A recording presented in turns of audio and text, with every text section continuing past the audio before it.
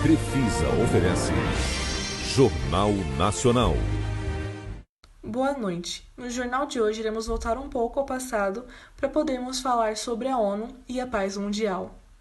A Segunda Guerra Mundial privou as potências coloniais europeias da sua supremacia. Encontravam-se economicamente destruídas, debilitadas e endividadas. O novo clima internacional após 1945, representado pela fundação da ONU, incentivou as colônias africanas e asiáticas a lutar pela independência, legitimadas pelo princípio de igualdade de direitos e de determinação dos povos da Carta das Nações. A ONU assumiu importantes missões de paz e adotou medidas para punir os governos culpados por transgressões aos direitos internacionais e a violação dos direitos humanos. No entanto, falhou em outras situações. A conjuntura da Guerra Fria limitou sua capacidade de impedir conflitos responsáveis pela perda de milhões de vidas. Algumas das intervenções da ONU ocorreram em 1948, quando negociou o fim da Guerra Árabe-Israelense e monitorou o cessar-fogo. Em 1949, na ocasião em que inspecionou o cessar-fogo da Primeira Guerra Indo-Paquistanesa pela disputa da Caxemira. Em 1973, na Guerra de Yom Kippur, quando o Conselho de Segurança participou das negociações de cessar-fogo entre os países em conflito, o Egito e a Síria de um lado e Israel de outro.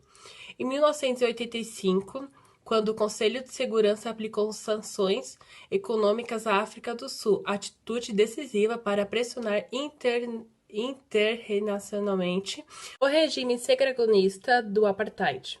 E na década de 1990, quando realizou missões de paz após as guerras civis que fragmentaram a Iugoslávia e as que ocorreram em outras regiões, especialmente na África.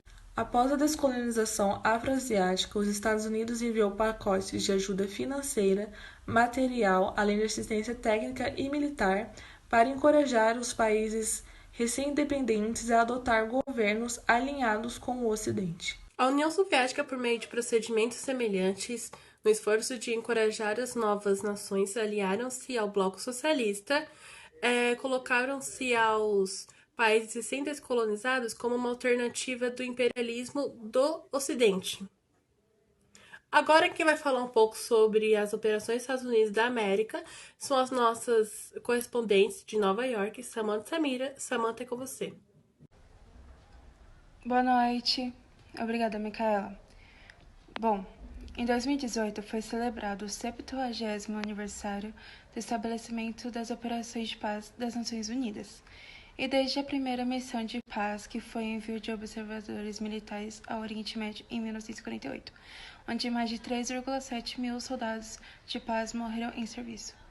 O grande destaque das operações é o continente africano, pois já houve mais operações de manutenção de paz na África do que em qualquer outro continente. Atualmente, existem 14 missões de paz em todo o mundo, sendo a sede realizada somente na África.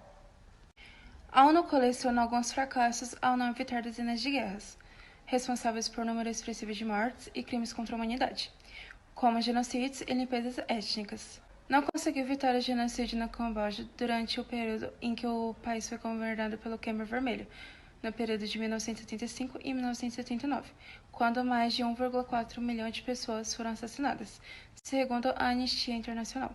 Não conseguiu evitar também a Guerra do Vietnã, nem diversos outros conflitos do Oriente Médio que envolvem judeus e palestinos em razão da ocupação de Israel no território da Palestina, nem o genocídio da Guerra Civil da Ruanda e diversos outros conflitos.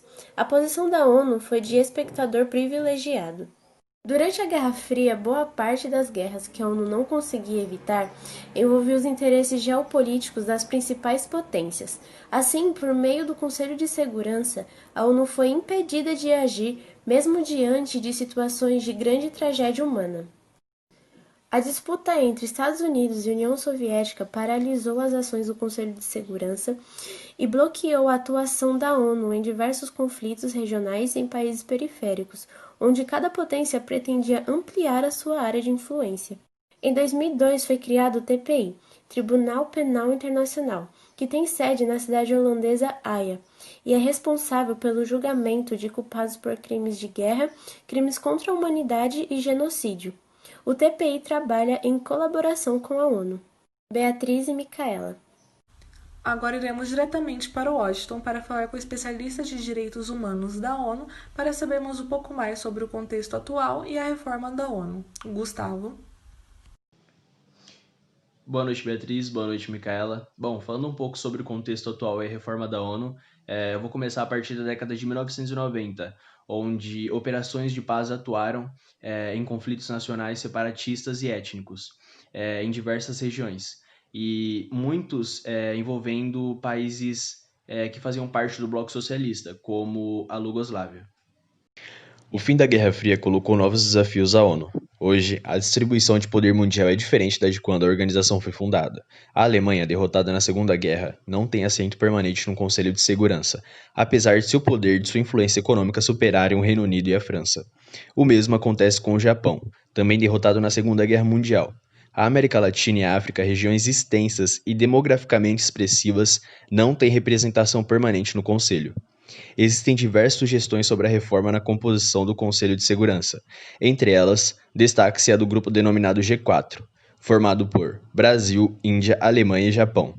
Esses países sugerem a ampliação de 10 cadeiras no Conselho de Segurança, 6 em situação permanente, mas sem poder de veto, e 4 em condição rotativa. Entre os 6 novos membros permanentes estariam incluídos os países do grupo e mais 2 africanos. Obrigada, Gustavo. Com isso, encerramos o jornal de hoje.